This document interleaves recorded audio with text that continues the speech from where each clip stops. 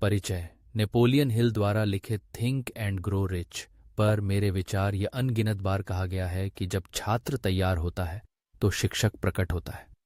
Napoleon Hill की think and grow rich के साथ ये बिल्कुल वैसा ही।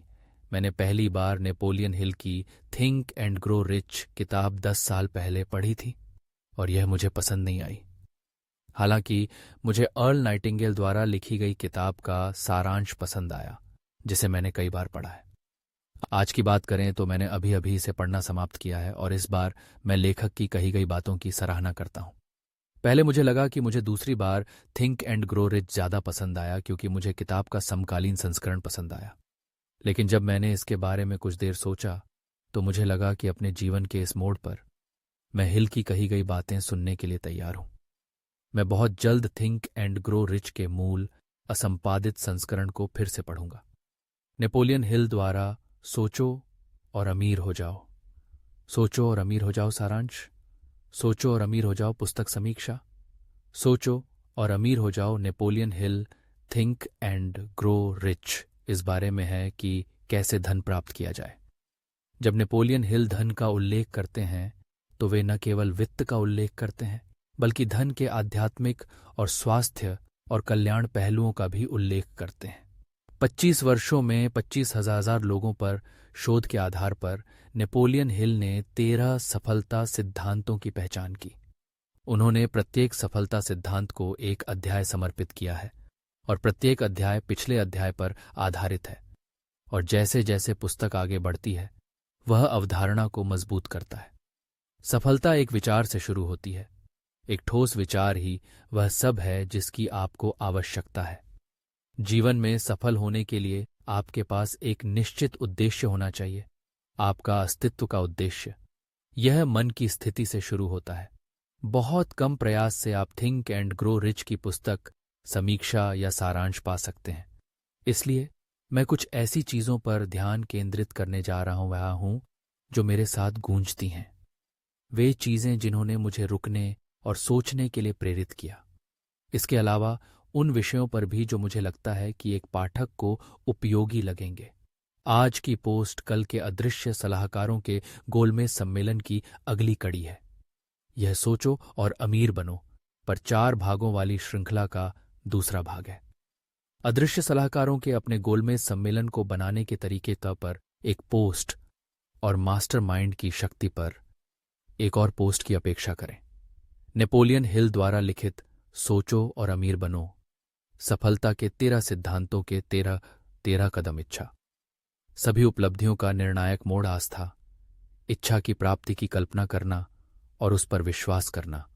आत्म सुझाव, अवचेतन मन को प्रभावित करने का माध्यम विशिष्ट ज्ञान, व्यक्तिगत अनुभव या अवलोकन कल्पना, मन की कार्यशाला संगठित योजना, इच्छा को कार्य रूप में परिणत करना, निर्णय, टाल मटोल की महारथ दृढ़ता, विश्वास उत्पन्न करने के लिए आवश्यक सतत प्रयास, मास्टर माइंड की शक्ति, प्रेरक शक्ति, लिंग परिवर्तन का रहस्य अवचेतन मन, जोड़ने वाली कड़ी मस्तिष्क, विचारों का प्रसारण और प्राप्ति केंद्र, छठी इंद्री, ज्ञान के मंदिर का द्वार। मैंने सोचा कि धन कमाने या कोई सार्थक लक्ष्य प्राप्त करने के लिए पुस्तक में बताए गए 6 चरणों पर ध्यान देना उचित होगा।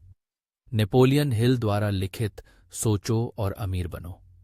धन अर्जित करने या कोई भी लक्ष्य प्राप्त करने के लिए 6 व्यावहारिक कदम ठीक से जान लें कि आप क्या चाहते हैं। अगर आप पैसे चाहते हैं तो ठीक से जान लें कि आपको कितना पैसा चाहिए। यह निर्धारित करें कि आप धन के बदले में क्या देना चाहते हैं या आप कौन सा लक्ष्य हासिल करना चाहते हैं। धन प्राप्ति या लक्ष्य प्राप्ति के लिए एक निश्चित तिथि निर्धारित करें। अपने लक्ष्य को प्राप्त करने के लिए चरणों के साथ एक निश्चित योजना बनाएं और तुरंत शुरू करें। सही समय का इंतजार न करें क्योंकि कभी भी सही समय नहीं आएगा। आप जो धन प्राप्त करना चाहते हैं या जो लक्ष्य आप प्राप्त करना चाहते हैं उसका स्पष्ट संक्षिप्त विवरण लिखें। वह तिथि शामिल करें जिस तक आप धन प्राप्त करना चाहते हैं, आप धन के बदले में क्या देना चाहते हैं और इसे प्राप्त करने की अपनी योजना का वर्णन करें। हर दिन 2 बार अपना कथन जोर से पढ़ें, सोने से पहले और सुबह उठने के तुरंत बाद। जब आप कथन दोहराते हैं तो देखें कि आपके पास पहले से ही पैसा है या आपने लक्ष्य हासिल कर लिया है। अपनी इच्छा को जीवन में उतारें। पूरी किताब में हिल इस बुनियादी सूत्र पर काम करते हुए इसे जीवन में उतारते रहते हैं। कई बार हम किसी न किसी कारण से अपने लक्ष्य हासिल नहीं कर पाते। अगर आत्मविश्वास की कमी इसका कारण है, तो थिंक एंड ग्रो रिच इसका समाधान सुझाता है। आपको यह भरोसा होना चाहिए कि आप जो भी ठान लें उसे पूरा कर सकते हैं। नेपोलियन हिल द्वारा सोचो और अमीर बनो। 5 चरणीय आत्मविश्वास सूत्र। यह जान लें कि आपके पास जीवन में अपने निश्चित उद्देश्य को प्राप्त करने की क्षमता है, इसलिए कार्रवाई करें और दृढ़ रहें।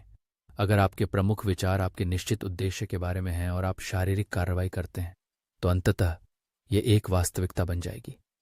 हर दिन 30 मिनट का निवेश करें। उस व्यक्ति पर ध्यान केंद्रित करें जो आप बनना चाहते हैं। उस व्यक्ति की एक स्पष्ट तस्वीर बनाएं।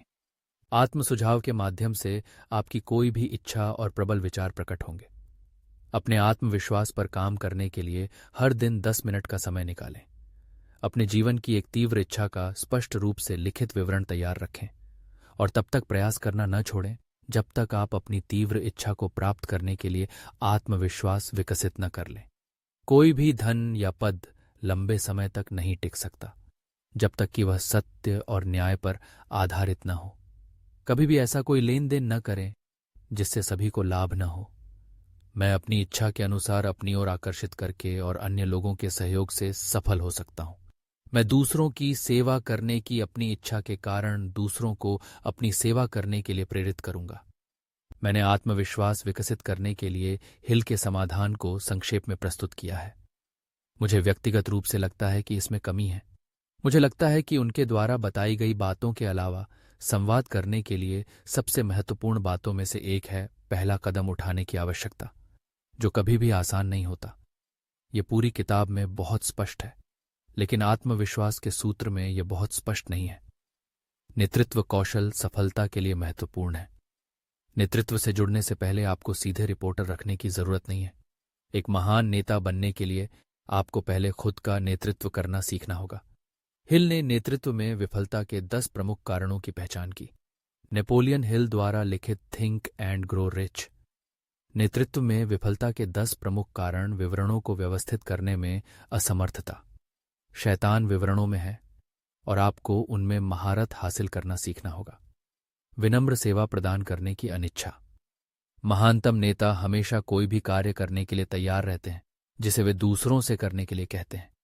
वे जो जानते हैं उसके लिए भुगतान की अपेक्षा करें, न कि वे जो जानते हैं उसके साथ क्या करते हैं। ज्ञान शक्ति नहीं है, बल्कि आप ज्ञान के साथ क्या करते हैं यही शक्तिशाली है। अनुयायियों से प्रतिस्पर्धा से डरें। प्रतिस्पर्धा जीवन का एक तथ्य है। सर्वश्रेष्ठ नेताओं को अधिक कार्य पूरा करने के लिए दूसरों को सौंपना सीखना चाहिए, और जो लोग करिश्माई और उत्साही होते हैं वे स्वाभाविक रूप से अपने अनुयायियों की संख्या बढ़ाते हैं। कल्पना की कमी। कल्पना के बिना नेता रचनात्मक रूप से समस्या का समाधान नहीं कर सकते या आपातकालीन स्थितियों पर तुरंत प्रतिक्रिया करने के बारे में भी नहीं सोच सकते। स्वार्थ। महानतम नेता सुर्खियों में छाए रहते हैं और जहां श्रेय देना चाहिए वहां श्रेय देते हैं। असंयम। संयम हमेशा सर्वोत्तम होता है। बेवफाई। एक बेवफा नेता विश्वास बनाने या सम्मान पाने की उम्मीद नहीं कर सकता। नेतृत्व के अधिकार पर जोर। नेतृत्व का मतलब प्रोत्साहित करना है, डर पैदा करना नहीं। पदवी पर जोर देना। यदि कोई नेता अपने पदवी पर जोर देता है तो यह इस बात का संकेत है कि उसके पास पद को मजबूत करने के लिए पर्याप्त तत्व नहीं है। नेपोलियन हिल ने असफलता के 30 प्रमुख कारणों की सूची बनाई है, जो मुझे दिलचस्प लगती है। मुझे जो पसंद आया वह यह है कि उन्होंने सूचीबद्ध प्रत्येक प्रमुख असफलता पर काबू पाने के तरीके सुझाए हैं। सूची में दी गई कई असफलताएं ऐसी हैं जिनसे हम पहले से ही परिचित हैं और पहले से ही जानते हैं कि उनके बारे में क्या करना है। हम बस ऐसा नहीं करते। उदाहरण के लिए, जीवन में एक सुस्पष्ट उद्देश्य की कमी, आत्मानुशासन की कमी, टाल-मटोल, गलत व्यापारिक साझेदार, दृढ़ता की कमी, नकारात्मक व्यक्तित्व या नकारात्मक लोगों के आसपास रहना, गलत पेशे में होना, पर्याप्त सोच समझकर जोखिम न उठाना, विवाह में गलत साथी चुनना, मूर्खतापूर्ण खर्च करना, पूंजी की कमी, चीजों के बारे में सोचने और सही जानकारी प्राप्त करने के लिए समय निकालने के बजाय अनुमान लगाना। नेपोलियन हिल द्वारा लिखित थिंक एंड ग्रो रिच पर अंतिम नज़र नेपोलियन हिल द्वारा लिखित थिंक एंड ग्रो रिच को देखते हुए सभी खंड एक साथ काम करते हैं क्योंकि वे आपस में जुड़े हुए हैं।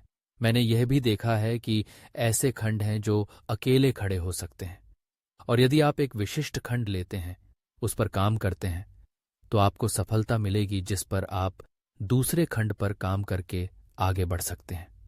बहुत से लोग इसीलिए असफल होते हैं क्योंकि वे योजना बनाने में विफल रहते हैं। पुस्तक में एक प्रमुख खंड संगठित योजना पर है, जो इस बात पर गहराई से विचार करता है कि जानकारी प्राप्त करने के बाद उसे कैसे व्यवस्थित और उपयोग किया जाए। और सबसे महत्वपूर्ण बात यह है कि ज्ञान को कार्य योजनाओं में कैसे व्यवस्थित किया जाए। मैं नेपोलियन हिल द्वारा लिखित थिंक एंड ग्रो रिच की सिफारिश करता हूं। यदि आपने पहले कभी यह पुस्तक नहीं पढ़ी है, तो मेरा सुझाव है कि आप अर्ल नाइटिंगेल के सारांश से शुरुआत करें, और यदि आपको यह पसंद आए तो थिंक एंड ग्रो रिच का समकालीन संस्करण पढ़ें और अंत में मूल असंपादित संस्करण पढ़ें।